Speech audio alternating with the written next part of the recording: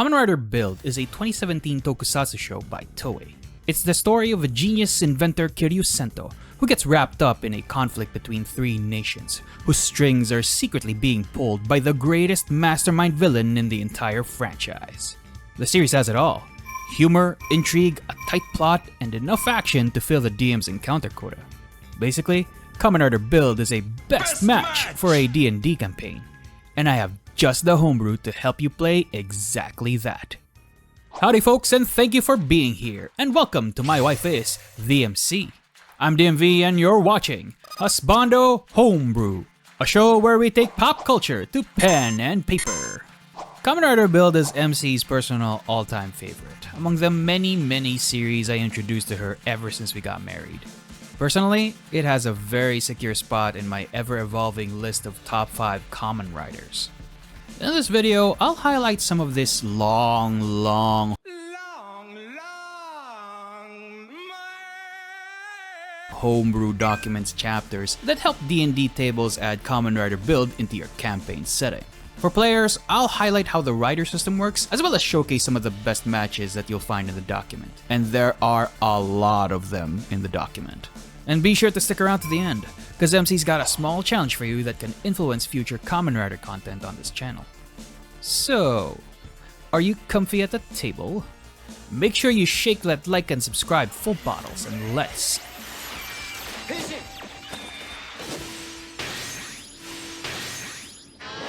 One of the strongest elements of Build is its setting. It's a version of Japan that's been split into 3 warring nations due to a supernatural event called the Skywall Disaster, where eldritch walls rose from the ground and divided the country. In the intervening years, a secret organization has taken advantage of the chaos to conduct human experimentation on the innocent, turning them into dangerous monstrosities using the mysterious nebula gas that's been leaking out from the walls. Unbeknownst to the many powers that be, a brilliant yet evil alien mastermind is secretly playing all sides and pulling all the strings. From a DM's perspective, this gives you a lot to work with. You have the setting's backstory, factions, monsters, and a big bad. So to help you DMs along, I wrote a very chunky chapter 1 that already outlines the various setting elements based on Kamen Rider Build. It's no gazetteer by any stretch, but it should help you get started on writing and designing a campaign or adventure arc themed around the series. I also wrote these elements to make them more flexible, regardless of whether you're running a medieval fantasy campaign or if you're a silly mallard like me who tends to run homebrew contemporary fantasy settings. But a D&D campaign isn't engaging without enemies, and this homebrew has several sections dedicated to helping you choose the right monster stat blocks. The smash from Kamen Rider Build is the result of nebula gas experimentation on humans. While they look strikingly mechanical, they may not be the most appropriate to add to your campaign.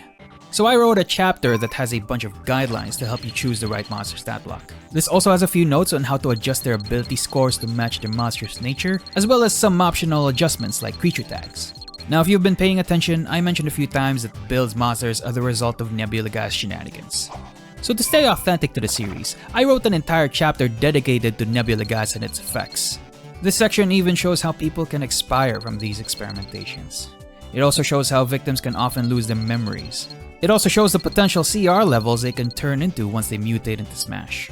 But as your campaign goes on, your players will slowly unravel the truth behind these experiments, and by then, you need to have a big bad set up. And Kamen Rider Build is famous for its infamously hands-on big bad, Evolt. This guy caused everything, from the Skywall disaster to terrible tasting coffee. I'm not even kidding about that second thing.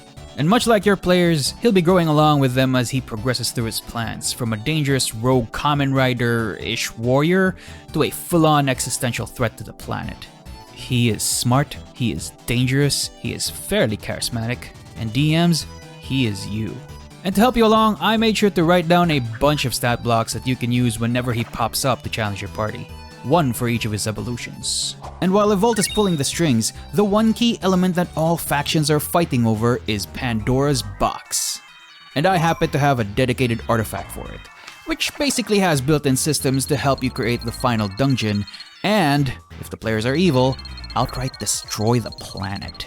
That document has other stuff like Vernage's Bangle having a dedicated item card for exposition and maybe some slight Deus Ex Machina should the need arise. Finally, I gave DMs a small chapter dedicated to narratively integrating Kamen Rider Build into your D&D table. This chapter has a few tips on which characters are important, some story hooks to start off your adventure, and a section on starting gear like rider belts and full bottles. Speaking of rider belts, I've spoken a lot about the kinds of tools the DM can use, but what about the players? You know, this channel wouldn't hit 1,000 subs if it weren't for you rider fans wanting to become Kamen Riders. So in keeping with tradition, this build homebrew has a bunch of options to henshin your way through combat encounters. First, there's a new sub-race available to all races, which has features related to the Nebula Gas chapter. This section also has a few feats that are meant to represent the main Kamen Riders of Build. Second, I wrote new types of magic items specific to Build's setting elements. One would be the transformation devices. And unlike all my previous homebrews, the rules on how to use them are now in a nice section that applies to all henshin devices.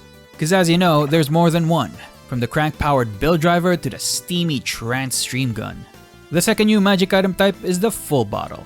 They go hand in hand with henshin devices, and these take up a huge chunk of the document. Some forms like the Hedgehog and Fire Engine grant additional cantrips and spells, a new attack option, and a few attack bonuses. It even adds a new finisher. The classic Hawk and Gatling, on the other hand, grants a new ranged weapon and some fancy fly speed. The homebrew has more than 60 full bottles that you can mix and match for your build OC. Well, maybe not the Christmas and cake forms, but I think everyone can agree we can leave that out. It even has the bottles for Bloodstock, Night Rogue, and the Splash drivers for the full version. Sorry Gear Bros, maybe you'll be added in a future update. With full bottles come weapons, and this document has a bunch of them that work in tandem with the henshin devices, like the Pirate Station Bow or the Hawk Gatling Gun. And of course, this wouldn't be complete without the super forms like Cross Z Magma or Build Genius. I even included an item for Prime Rogue since that guy is easily the coolest one in the group. Okay, maybe the second coolest. So, I mentioned earlier that MC has a challenge for you. Hello! It is I, the Mallard Queen, and I come once more to issue a challenge to the Mallard community. For every 5 sales from Kamen Rider Build, you unlock new subclasses based on the series' main Kamen Riders. And if you reach 30 sales before the end of January, you unlock a Vault as a playable subclass. To help you along, here's a 20% discount valid until January.